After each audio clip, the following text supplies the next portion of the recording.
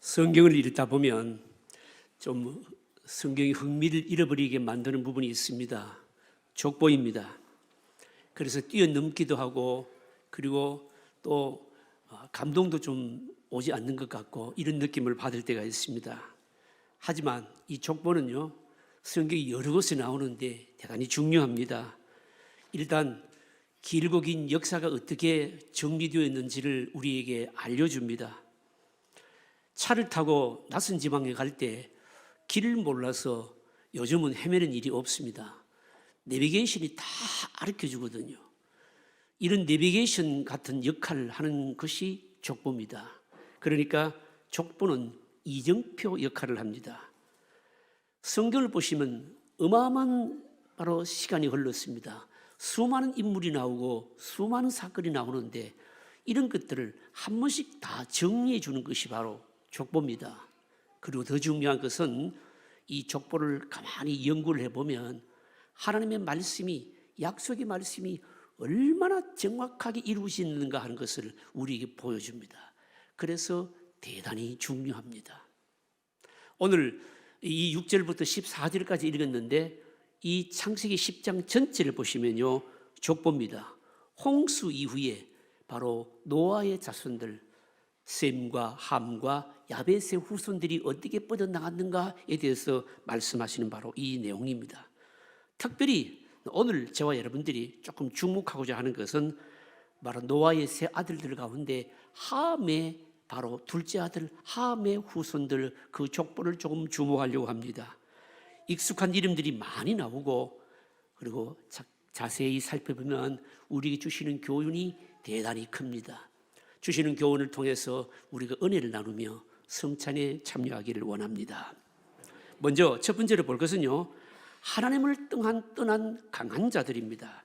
노아의 후손들 이야기를 보게 되면 족보를 보면 재미있는 특징이 있는데 특별히 둘째 아들 함의 후손들의 족보가 우리에게 굉장히 의미를 줍니다. 우리가 이 지난 시간에 이미 살펴보지 않았습니까? 노아가 술에 취해서 실수를 했을 때 그때 둘째 아들 함이요 정말 하나님 앞에 온당치 못한 모습을 보이지 않습니까? 그로 인해서 술에 깬 노아가요 예언을 하는 내용이 나오는데 둘째 아들 함에 대해서는 참 좋지 않은 예언을 하게 됩니다. 9장 24절 25절에 보시면 노아가 술이 깨어 그의 작은 아들이 자기의 행한 일을 알고 이에 이르되 가나안은 저주를 받아 그의 형제의 종들이 종이 되기를 원하노라. 잘못은 함이 했는데 아버지 노아의 예언은요 함의 아들 가나안에게 바로 저주 예언을 한 겁니다. 여러분 이게 바로 아주 특징적인 겁니다. 함은 아버지의 부끄러움을 덮어드리지 못하고 드러낸 것입니다. 그래서 함이 복을 잃고 마는데 그런데 그 복을 잃은 모습이 바로 아들에게 이어졌다라고 하는 것입니다. 결국요 그 자손이 복에서 제외되게 된 겁니다. 이래서 함의 후손들은 어떤가 하면요 한결같이 하나님 없는 삶을 살게 됩니다. 가인과 그의 후손들처럼 하나님을 그만 떠나고 마는 겁니다. 이렇게 하나님을 떠난 함의 후손들이요 함의 후손들에게서 그 족보를 쭉 따져보게 되면 특이한 것은 유독 이 함의 후손들에게서 힘센 자들이 많이 나왔다라고 하는 겁니다. 가나안, 바벨, 아수르, 니느웨, 블레셋 어떻습니까? 전부 우리에게 익숙한 바로 족속들 아니겠습니까? 전부 하나같이 힘센 자들이었습니다. 강한 민족을 이루었고 그리고 큰 나라를 바로 건설합니다. 그 중에 대표적으로 가장 먼저 나오는 인물이 바로 니므롯이라고 하는 인물입니다. 8절 9절에 보시면 이렇게 말씀합니다. 구스가 여기 구스는 가나안의 아들, 이 함의 아들 아닙니까? 구스가 또 니므롯을 낳았으니 그는 세상의 첫 용사라. 그가 여호와 앞에서 용감한 사냥꾼이 되었으므로 속담에 이르기를 아무는 여호와 앞에 니므롯 같이 용감한 사냥꾼이로다 하더라. 니므롯은 굉장히 용감한 사냥꾼이었는데 속담에 등장할 만큼 바로 유명했다는 겁니다. 이 사람이요 시날 땅에 나라를 세웠는데 그 나라가 어떤 나라인가 하면 굉장히 강력한 나라입니다. 그와 관련된 바로 우리에게 잘 알려진 이 바벨, 아수르, 니느웨 이 등이 나오고요. 또 큰 성읍을 바로 세우게 됩니다. 특히 이 니므롯이 나라를 세운 그 신할에 여러분 창세기 11장 다음 장에 나옵니다만 바벨탑이 바로 세워지게 되는 겁니다. 굉장히 의미 있는 겁니다. 대단한 건축수를 가졌다는 거 아니겠습니까? 함의 아들, 그러니까 구스의 후손들이요, 물리력, 힘도 대단했고 강력했고 기술력도 대단했다, 뛰어났다 이겁니다. 구스의 형제인 미스라임 후손에서 누가 나오는가 하면요, 블레셋이라고 하는 바로 족속이 나오게 됩니다. 14절에 보시면 바드루심과 가슬루힘과 갑돌림을 낳았더라. 가슬루힘에게서 블레셋이 나왔더라. 여러분, 이 블레셋은요, 이스라엘 역사에서 두고두고 셈족의 후손들, 그러니까 아브라함의 후손들을 괴롭히고 대적이 되지 않습니까? 여러분요, 이들의 후손, 이 블레셋의 후손들이 오늘날 누구인가 하면 팔레스타인입니다. 여러분요, 우리에게 말씀하는 게 뭘까요? 뿌리가 참 깊다는 겁니다. 오늘 중동의 이 시한 폭탄이요, 하루아침에 그렇게 생긴 게 아니라는 겁니다. 여러분요, 그뿐만이 아닙니다. 15절부터 20절까지 쭉 보시면요, 함의 아들 가나안의 족보가 쭉 나오는데 여기에도 등장하는 인물들을 보면 우리에게 익숙한 인물들입니다. 시돈, 헷, 여부스, 아모리, 기르가스, 히비 족속. 누굽니까? 이스라엘 백성들이 애굽에서 나와서 가나안 땅 정복할 때 이들을 다 몰아내으라고 말씀하신 대표적인 족속들입니다. 전부 함의 후손들이라고 하는 겁니다. 또 이 가나안의 후손들은요, 거란이나 소돔이나 그리고 또 고모라 이런 곳에서 다 몰려서 살았습니다. 19절이 그걸 여러분 밝혀줍니다. 결국 이 족보들을요, 족보들이 의미 없는 것 같지만 자세히 살펴보게 되면 바로 이 함의 후손들을 통해서 공통적인 특징을 발견하게 되는데, 가나안에 살고 있는 바로 힘센 자들이었다, 이들이 모두 함의 후손들이었다라고 하는 겁니다. 여러분, 하나님 없는 자들의 여러분 특징이 있지 않습니까? 힘이 있는 겁니다. 아버지 노아의 저주를 받은 함의 후손들 가운데 유독 이렇게 힘센 자들이, 강한 자들이 많은 이유가 뭐겠느냐라고 하는 겁니다. 아벨을 죽인 가인의 후손들도 하나님을 떠나서 바로 성을 쌓고 음악이나 목축이나 그리고 기계를 만들어서 힘 있는 자들로 살았지 않았습니까? 창세기 4장에 이미 우리가 묵상을 했습니다. 왜 이렇게 했냐, 왜 그럴까라고 하는 겁니다. 이들 하나님을 떠난 자들이 왜 이렇게 힘이 세고 강력한 나라를 이루고 기술도 그렇게 많았고 왜 그랬겠느냐라고 하는 겁니다. 이유가 있습니다. 자기들의 힘으로 바로 살아야 했기 때문에 스스로 지킬 힘을 바로 키우는데 전력을 다한 겁니다. 그래서 힘센 자들이 될 수밖에 없었습니다. 싸움에 필요한 무기를 만들었고요, 객관적인 전력에서 우위를 바로 갖고 싶었던 겁니다. 하나님이 없기 때문에 전부 인간의 힘으로 살아야 했던 자들인 겁니다. 하나님이 멸하신 이 가나안 족속들 중에도요, 아낙 자손들 거인이었지 않았습니까?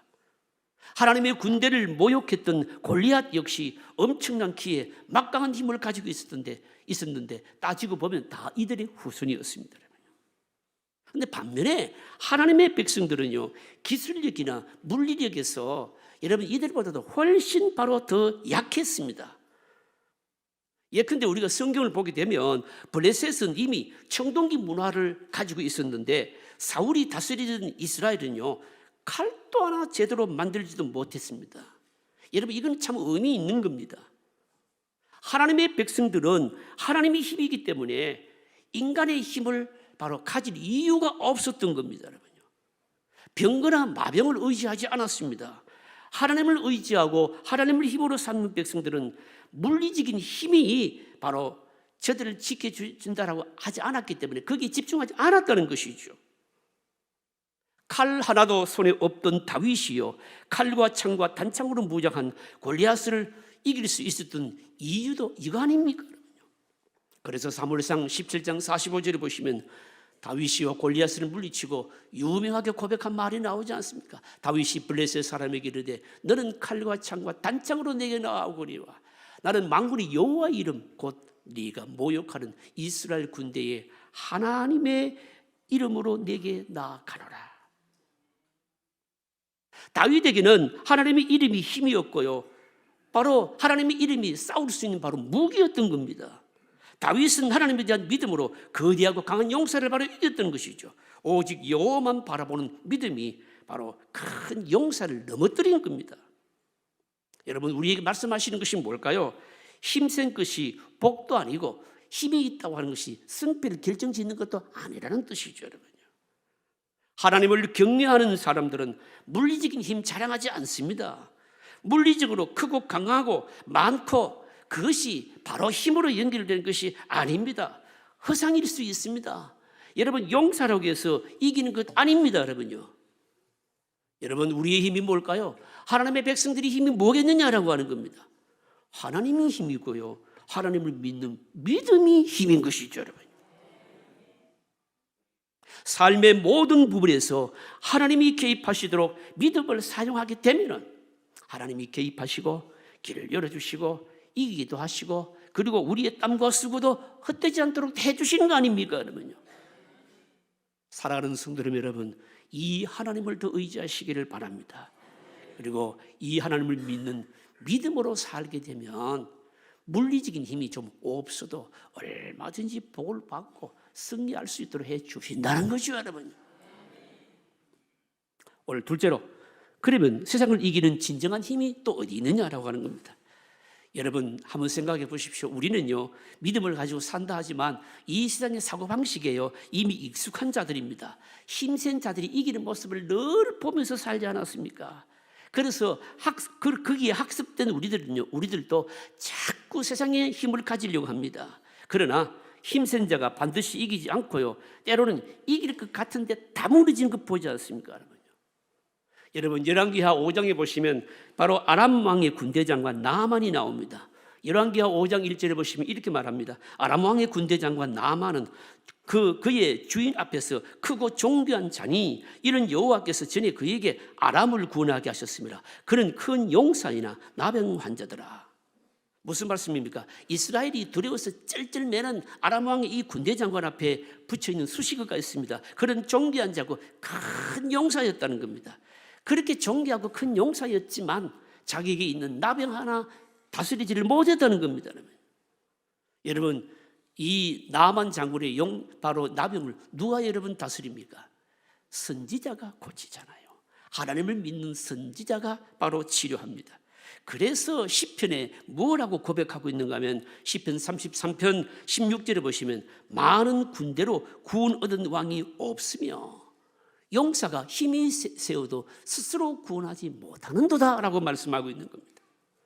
전도서에서도 말씀하는 것이 있죠. 전도서 9장 11절에 보시면 내가 다시 해 아래서 보니 빠른 경주자들이라고 선착하는 것이 아니며 용사들이라고 전쟁에 승리하는 것이 아니며 지혜자들이라고 음식물을 얻는 것도 아니며 명철자들이라고 재물을 얻는 것도 아니며 지식인들이라고 은총을 얻는 것이 아니니 이는 시기와 기회는 그들 모두에게 임함이라.